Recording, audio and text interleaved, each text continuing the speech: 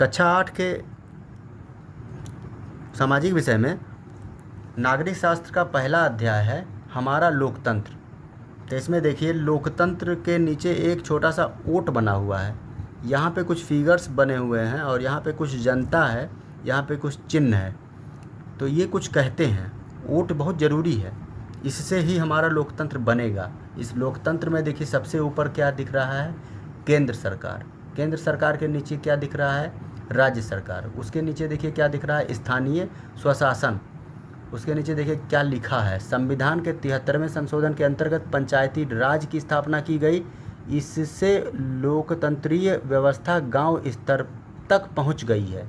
कहने का मतलब यह है कि गांव से हम जब जनता द्वारा वोट पड़ेगा तो उससे स्थानीय स्वशासन बनेगा, उससे राज्य सरकार मजबूत होगी, उससे केंद्र सरकार मजबूत होगी। मतलब कुल मिला कर गांव से लेके और ऊपर यानी केंद्र तक सब एक दूसरे से जुड़े हैं। और वोट जो आप देख रहे थे अभी थोड़ी देर पहले, यही वोट की शक्ति से ही लोकतंत्र बनता है। यानी जो सरकार बनेगी वह सरकार जब जनता के द्वारा चुनकर बनाई जाती है तो वही लोकतंत्र कहलाता है। हिटलरशाही व्यवस्था एक चलता है कि मतलब एक व्यक्ति बैठा हुआ है, उसे कोई हटा नहीं पा रहा है, तो ये लोकतंत्र नहीं हुआ। तो लोकतंत्र मतलब जब वोट देकर हम सरकार को जब चाहें तब बदल सकें, तो यही होता है लोकतंत्र। तो मुझे लगता है लोकतंत्र आप ठीक से समझ गए होंगे। उत्तर पुस्तिका को आप ध्यान से पढ़िएगा, उसमें आप छोटी सी कहानी पढ़ेंगे तो उसमें देखिए यहाँ पर दूसरे पेज में आया है संविधान।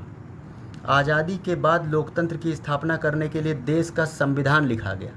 संविधान का निर्माण करने वालों को भी लोगों ने चुना था। संविधान में केंद्र और राज्य दोनों प्रकार की सरकारों को बनाने और चलाने के लिए कानून दिए गए हैं। संविधान के कानून सबसे ऊंचे कानून हैं। ये कानून देश के सभी लोगों को समान रूप से मानने पड़ते हैं, उनको भी जिन्होंने ये कानून बनाए हैं।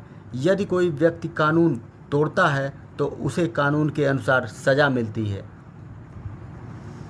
उसके बाद देखिए लोकतंत्र की कुछ विशेष बातें होती है जो लोकतंत्र के आधार हैं। लोकतंत्र का पहला आवश्यक आधार है स्वतंत्र और निष्पक्ष चुनाव। यहाँ पर देखिए स्वतंत्र और निष्पक्ष चुनाव के लिए एक नेताजी हैं, एक व्यक्ति से वोट मांगने के लिए आए हैं। ये आपके साथ भी होता होगा, आपके माता पिता के घर नेताजी आते होंगे वोट मांगने, तो आप निश्चिंत होकर अपने हिसाब से सोच समझकर ही वोट डालिए। यही स्वतंत्र और निष्पक्ष चुनाव होता है। भारतीय संविधान के तहत भारत में एक लोकतंत्रात्मक सरकार की स्थापना की गई है। ऐसी सरकार लोगों के प्रतिनिधियों द्वारा संचालित होती है, जिनका निर्वाचन यानी चुनाव लोगों द्वारा किया जाता है। इस कार्य के संचालन के लिए भारतीय संविधान ने निर्वाचन आयोग की स्थापना की है। इस बात को आप समझिए, निर्वाचन आयोग एक आया, निर्वाचन आयोग ही चुनाव कराता है।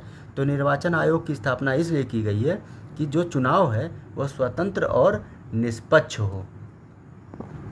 अब देखिए निर्वाचन आयोग चुनाव कैसे कराता है, तो ये चुनाव प्रक्रिया है। यहाँ पर आप जनता को देख रहे हैं, जनता यहाँ पर जाके और एक बैलेट पेपर से यहाँ पे वोट डालते हुए दिखाई पड़ रहा है। तो ये बैलेट पेपर से वोट पड़ता है, उनकी गिनती होती है, तो उस गिनती से जो आपका प्रतिनिधि है वही जीत जाता था। अब देखिए यहाँ पर एक मशीन बन गई, ईवीएम यानी इलेक्ट्रॉनिक वोटिंग मशीन। ये भी वही काम करता है, बस यहाँ मशीन है, यहाँ पे प्रत्याशी हैं, यहाँ पे बटन दबाना है, इसकी काउंटिंग होगी और जो आपका प्रतिनिधि है वह जो ज़्यादा वोट पाया है वो जीत जाएगा।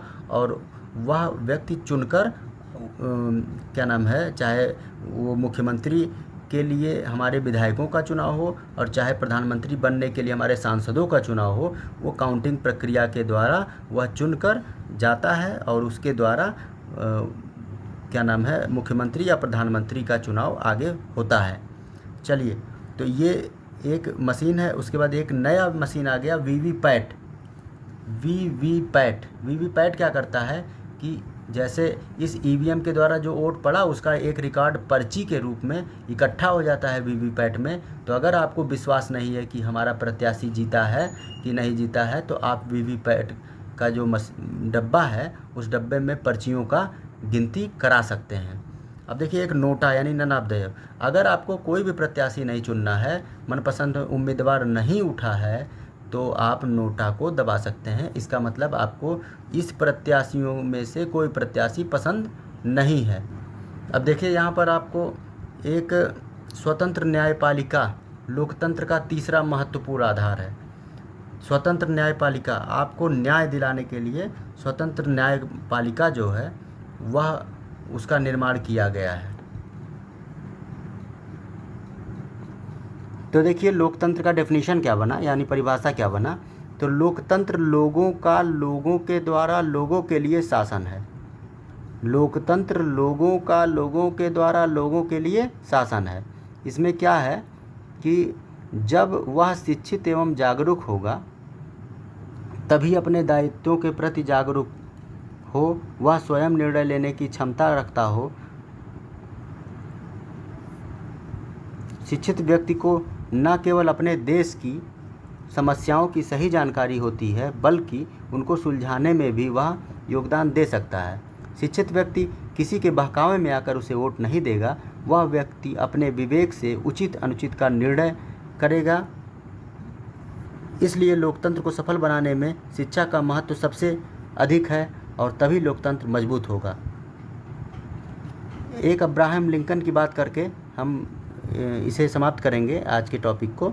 देखिए, तुम बेवकूफ़ बना सकते हो सभी लोगों को कुछ समय के लिए, कुछ लोगों को हमेशा के लिए, लेकिन सभी लोगों को हमेशा के लिए नहीं।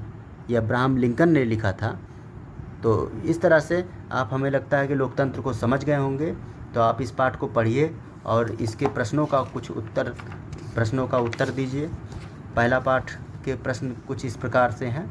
देखिए, सबसे पहले परिभाषा है, लोकतंत्र को सफल बनाने के लिए स्वतंत्र निर्वाचन क्यों आवश्यक है।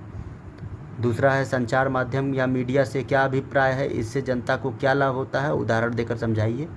इस तरह से आप सारे प्रश्नों का उत्तर लिखने का प्रयास कीजिएगा।